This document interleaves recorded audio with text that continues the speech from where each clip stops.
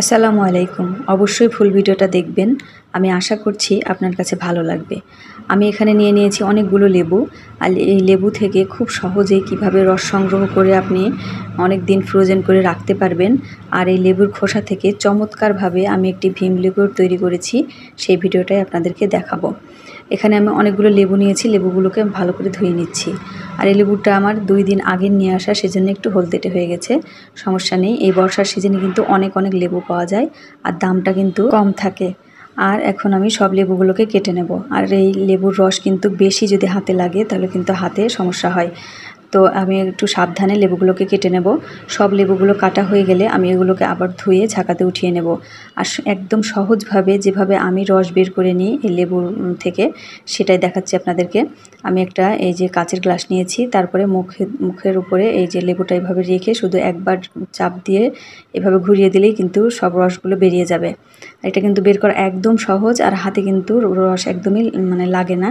তো একটা আমি বক্স নিয়ে নিয়েছি, কিউবের যে ফ্রিজের বক্স থাকে সেই বক্স নিয়ে তার মধ্যে কিন্তু আমি সব রসগুলো ঢেলে দিয়েছি। এখন এটা আমি ফ্রিজে রেখে দেবো 1 দিনের জন্য। 1 দিন পর কিন্তু এটা সুন্দরভাবে জমে যাবে। এটা ফ্রিজে জমতে থাক। আমি চলে গেলাম সেই খোসাগুলোর কাছে। আর এই খোসাগুলো দিয়ে কিন্তু মাছ মাংস ধোয়া কিন্তু অনেক সুবিধা হয়। আমি অনেক সময়তেই এরকম করে থাকি যে ফ্রিজে রেখে দিই এই খোসাগুলো, পরে সেগুলো দিয়ে মাছ মাংস ধুই। এতে করে কিন্তু অনেক সুন্দর সেন্ট হয়।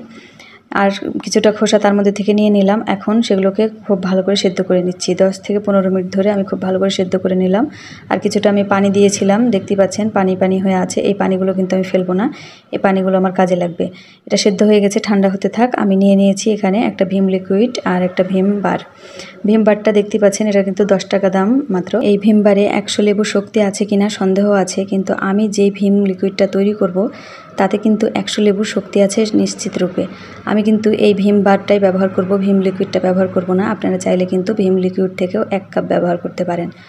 তো আমি এখানে এই যে এখন ভিম বারটা গ্রেট করে নেব। আমি ভেবেছিলাম মোটা পাশ দিয়ে গ্রেট করব, কিন্তু হচ্ছে না, সমস্যা হচ্ছে। তো আমি চিকন পাশ দিয়েই সুন্দর করে গ্রেট করে নিচ্ছি। এটা আমার পুরোটা লাগবে না, এখানে থেকে কিন্তু আমি অর্ধেকটা নেব। অর্ধেকটা গ্রেট করা হয়ে গেলে এই যে দেখতে পাচ্ছেন অর্ধেকটা কিন্তু গ্রেট করা হয়ে গেছে। এখন আমি এর মধ্যে গরম পানি দিয়ে এই ভিম যে গ্রেট করার অংশগুলো সেগুলোকে আমি ভিজিয়ে রেখে দেবো কিছুক্ষণের জন্য। ভিজিয়ে রেখে দিয়ে আমি চলে গেলাম সেই লেবুর খোসাগুলোর কাছে। লেবুর খোসাগুলো কিন্তু এখন ঠান্ডা হয়ে গেছে। এখন আমি ব্লেন্ডারের জারে নিয়ে এটাকে খুব ভালো করে ব্লেন্ড করে নেব। এই যে দেখতে পাচ্ছেন ব্লেন্ড করা কিন্তু হয়ে গেছে। এখন এগুলোকে ছেঁকে নিতে হবে। এগুলোর যে পিউরিটা, সেই পিউরিটা ব্যবহার করব আমি। আর খোসা যেগুলো ছোপা ছোপা হবে সেগুলো কিন্তু ফেলে দেব। এখন যেই ভিমবারগুলো আমি ভিজিয়ে রেখেছিলাম তার উপরে একটা ছাঁকনি দিয়ে দিলাম। ছাঁকনির উপরে ঢেলে দিলাম সেই লেবুর খোসাগুলো। লেবুর খোসাগুলোকে এখন আমি ভালো করে একটা চামচ দিয়ে নেড়ে চেড়ে এটার যেই পিউরিটা সেটা আমি বের করে নেব। মাত্র 5 টাকার ভিমবার দিয়ে 100 লেবুর শক্তিযুক্ত ভিম লিকুইড আমি তৈরি করে নিচ্ছি। এই ভিম লিকুইডটা বানানো কিন্তু একদমই সোজা, আর এটা ব্যবহার করে আমার কাছে অনেক বেশি ভালো লেগেছে। তো আপনারা অবশ্যই একদিন ট্রাই করে দেখবেন। তো সবগুলো আমার ছাঁকা হয়ে গেছে এভাবে। এখন আমি আলতো হাতে এটাকে মিশিয়ে নেব। মেশানো হয়ে গেলে তার মধ্যে আমি 2টা মাত্র উপকরণ ব্যবহার করব, আর একদমই কম কম। তো খুব বেশি হলে আমার এখানে 10 টাকা মতো খরচ হবে, আর আমার কিন্তু পুরো 1 মাসের ভিম লিকুইড তৈরি হয়ে যাবে। তো এটা কিন্তু অনেক সাশ্রয়ী হলো। এখন আমার লাগছে বেকিং সোডা। এখানে কিন্তু বেকিং পাউডার দিলে হবে না, বেকিং সোডাটাই দিতে হবে। আমি 2 চামচ বেকিং সোডা দিয়ে দিলাম। আর বাসায় যে আমরা ভিনেগার ব্যবহার করি সেখান থেকে আমি 1/2 কাপ ভিনেগার দিয়ে দেব। দিয়ে হালকা হাতে মিশিয়ে নিলেই কিন্তু আমার এই লিকুইডটা তৈরি হয়ে যাবে, ভিম লিকুইডটা। আর এটা কিন্তু ব্যবহার করতে আমার কাছে অনেক বেশি ভালো লেগেছে, কারণ এটার কোনো খারাপ গন্ধ নেই। আপনাদেরকে বলে রাখা ভালো, এই ভিম লিকুইডটা দিয়ে বাসন ধোয়ার সময় অনেক বেশি ফেনা ফেনা হচ্ছে এরকম কিন্তু না, কিন্তু বাসন দেখেই বোঝা যাচ্ছে বাসন পরিষ্কার হয়ে যাচ্ছে। আর বাসনের যে ব্যাড স্মেলটা থাকে মাছ মাংস খাওয়ার পরে, কিন্তু এই ভিম লিকুইড দিয়ে মাজলেও অনেক সময় অনেক গন্ধ থেকে যায়, কিন্তু সেই রকম কোনো গন্ধ থাকছে না, একদম ফ্রেশ হয়ে যাচ্ছে।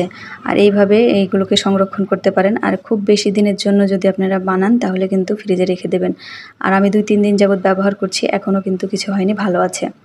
এখন 1 দিন পরে আমি দেখাচ্ছি। 1 দিন পরে কিন্তু আমার এই লেবুর রসগুলো একদম জমে গেছে। এগুলো আমি একটু পানির উপরে রেখেছিলাম, তারপরে এইভাবে উল্টিয়ে সবগুলো বেরিয়ে গেছে। এখন আমি একটা বক্সের মধ্যে এটাকে সংরক্ষণ করব। আর যখন আপনার কাছে লেবু এই যে রস বের করতে ইচ্ছা করবে না, কিংবা লেবুর দাম বেশি, তখন কিন্তু আপনি এটা ব্যবহার করতে পারেন। তো আজকের মতো এই পর্যন্তই। আবারও দেখা হবে অন্য কোনো ভিডিওতে। সে পর্যন্ত ভালো থাকবেন। আসসালামু আলাইকুম।